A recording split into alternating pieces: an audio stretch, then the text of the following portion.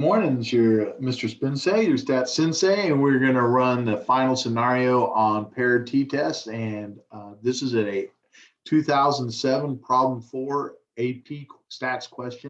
So I think it'll be very useful for you in your learning about running paired t-tests and confidence intervals. So investigators at the U.S. Department of Agriculture wish to compare methods of determining the level of E. coli bacteria contamination in beef. Two different methods, A and B, of determining the level of contamination were used in each of 10 randomly selected specimens. So basically, they're telling us our sample is size 10. So N is 10. And they're nice, they said it is randomly selected because consequently, we know that's one of the conditions. The data obtained in millimicrobes liters of ground beef for each of the methods are shown in the table below. So we're going to need to, ultimately, we're going to need to enter this data into L1 and this into L2. I notice that I have 20 readings, but I have 10 specimens. So we tried specimen 1, detection method A, and detection method B. Specimen 2, detection method A, detection method B. And then it says, is there a significant difference in the amount of E. coli bacteria detected by the two methods for this type of beef? Provide a statistical justification to support your answer. Now, technically, you could have done this with either a hypothesis test or a confidence interval, and we are actually going to do both because they just asked for statistical justification. Typically, I run a hypothesis test. Here, they're looking for a difference. They didn't ask to see if it was greater or less than. So they just said, hey, or if one was better than the other. They didn't ask that. They just asked for, is there a difference? And is that difference statistically significant? So starting with my parameter, let mu d equal the true population mean. Make sure we have the word difference in detection methods. And I'm going to go A minus B just because that's the way it was listed. I could have done the opposite, but that matters. Okay, I have to always say which order I go in. So mu d equals 0. That's my claim that there's no difference. That's a claim that if this one detects 5, this one will also detect 5. My alternative is that there's no difference, okay? And so this is going to make a two-tailed test. And please remember that 2 is going to be important as we go through this. Conditions. Well, they told us it was a random sample. Matter of fact, it was a random sample of size 10. And then the next condition, this is our new condition, our condition for the paired. It's reasonable to assume that there are 10 differences, that the test differences are independent, in that one test should not impact the other. My readings here should not impact my readings here, should not impact my readings here. So there should not be an impact of that when we do that. We have 10 samples, which means that there are more than 100, and we need to go, hey, you know what? There's more than 100 pieces of ground beef. There's thousands and millions of it. So our sample size is less than 10% of the population. So N is less than 10% of the population.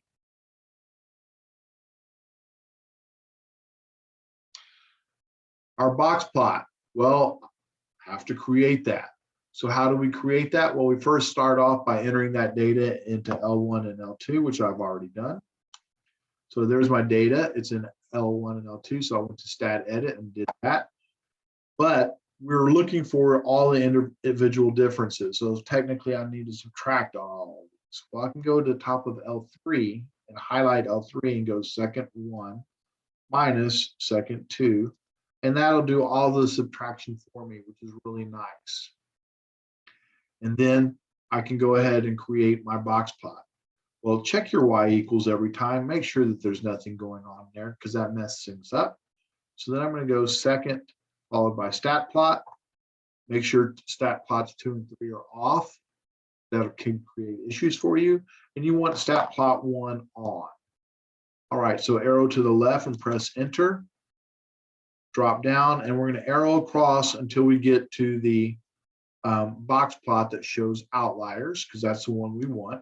We don't want outliers to occur, but we need to know if they are there because that creates some problems for us. Our list, X list, second 3.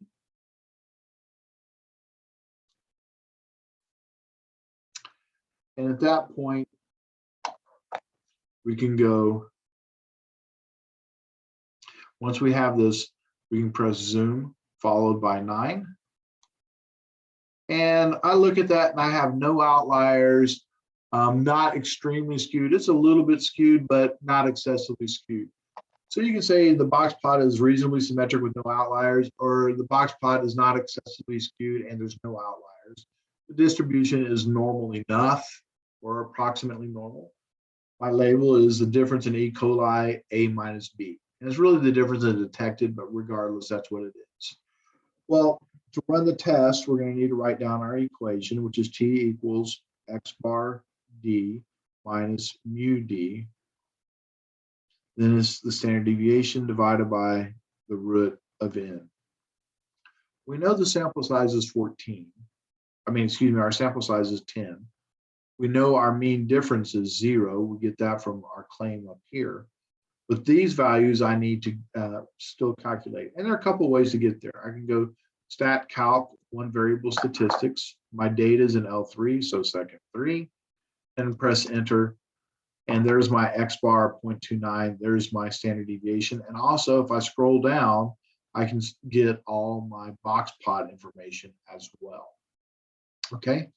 All right. So there's that information, and I can plug that in. I personally like to go ahead and run the test immediately. So I'm going to go stat test t-test, and I'm using data. So I need to highlight data. Because my claim is that there's no difference, I need to make that a 0. That came from my null hypothesis. The list of differences is in L3. And we also said that we needed a not equal because we're saying there's no difference. But when I calculate that, I get all these values. So there's my T statistic, my probability, my p-value, my X bar of 0.29. So there's my sample mean, and my sample standard deviation. At that point, I can plug those values in. So 0.29 and then 0.6297. And this, then I have 10. Well, you'll notice here that I used a greater than symbol. And there's a couple reasons why. So I'm going to spend a couple moments talking about something. The reason I did that is our claim is that there's no difference, which is 0. Well, we ended up getting a X bar of 0.29. And first off, that does indicate that there's some evidence that it's not 0. Question is it enough? Well, that X bar comes with a p-value. However, this was a not equal test. And p-value means the probability of getting a test value as extreme or more extreme. So that would be in this direction, as extreme or more extreme. But because it was not equal, it also means equally as extreme as positive 0.29 would be negative 0.29. And everything this way. So I have to sit there and go, well, I need to technically put a 2 in front of this because we're actually going to essentially run a one-tail test and double it. Now, our calculator was smart and they did all that work for us. They did all that work behind the scenes. But let's go ahead and act like it was a one-tail upper tail because that's the way our data came up with. So stat test, t-test, and all I'm going to do is change this to an upper tail. And I end up getting a p-value of 0.0896. That's the actual area in this tail, 0.0896. So 0.0896 times 2 is our 0.1792. So there's also 0.0896. So I need to put 2 times that in order to get this value. Okay, so that's where that comes from. So our p-value in this case is a 0.1793. That's greater than an alpha 0.05. This is about 18% chance. So consequently, because it's greater, we fail to reject. So our p-value is about 18%, and we fail to reject the null. There is not enough evidence at alpha equal 0.05 to suggest that the true population mean difference, once again, got to make sure we have that word, in detection methods, A minus B, we always need to say which way we did it, for E. coli is different, because this comes from our alternative, which says not equal to, is different than 0. So basically, there's not statistically difference between the two methods. So either method or method A or method B equally this statistically the same. I know it's not exactly the same, but it's not statistically significant enough for us to say that there's a difference. So pretty much you're going to get sick either way because neither one's working too great. All right, the next one. We're going to use the confidence interval. And since we've just did this on a previous page, same problem, we're not going to go through the parameter again. And we've already did our conditions before. We've already created our box plot. They do want us to create a 90% confidence interval. So I'm going to go ahead and write that formula down. X bar D plus or minus T star SD divided by the root of N. We know our sample size is 10. And I know that we just calculated this information from the other page, but just in case we forgot, a couple different ways to get there. Stat calc, 1 var stat. Data, our differences is an L3. And if I scroll down, I can actually get all my box plot information. But there's my X bar 0.29 and my standard deviation 0.629. I'm going to go ahead and run the test. So stat test. And we're running to run a T interval. So I'm going to scroll down till I get there, which happens to be at number 8. My data is what I'm working with. And then my list of differences in L3, so second 3. And we want to run a 90% confidence interval, 90. So there's my lower bound of my confidence interval. There's my upper bound. There's my sample mean of 0.29 and my standard deviation of 0.629. So at this point, I can plug in my XD. I can plug in my sample standard deviation, and I can plug in my sample size. What I don't have is my T star. And by the way, I also just wrote down my lower bound and my upper bound because I'll need to use that here in just a moment. So one thing I want to say about this is I need to get this T star. So here's how you do it. Second vars, inverse T, parenthesis 1 minus 0.90, close parenthesis, divided by 2, degrees of freedom, 10 minus 1, or you could just put in 9. And we get 1.833. So that's my work shown. So we've shown all of our work. So we need to write our conclusion. Well, please remember that any value in this, and you know what, I should take just a moment here and draw what actually just occurred. So we just created a 90% confidence interval, where this is my lower, this is my upper. That means there's 0.05 area in this tail, and there's 0.05 area in this tail.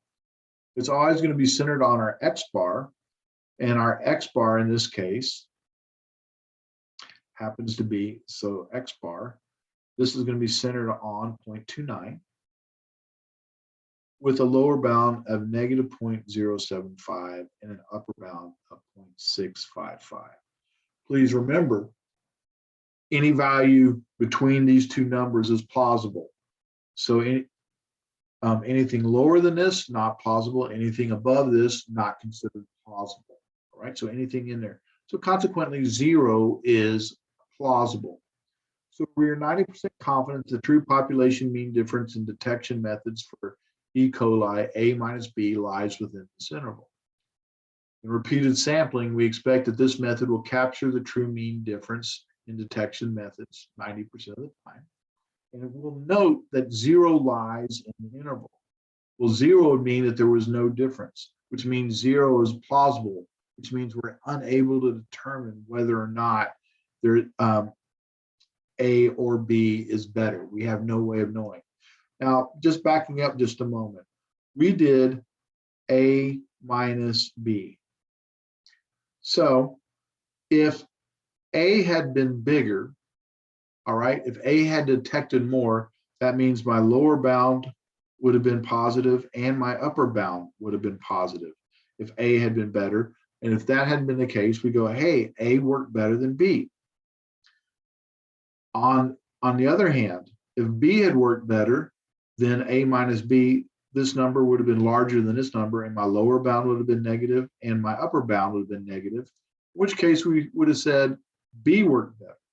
But because we went from negative to positive, which means we contain 0, the possibility of 0 exists, which means we can't say that one works better than the other. They would either had to both be positive or both be negative. All right, I hope that helped. Thanks for joining me this morning, and good luck on your paired data. Thank you.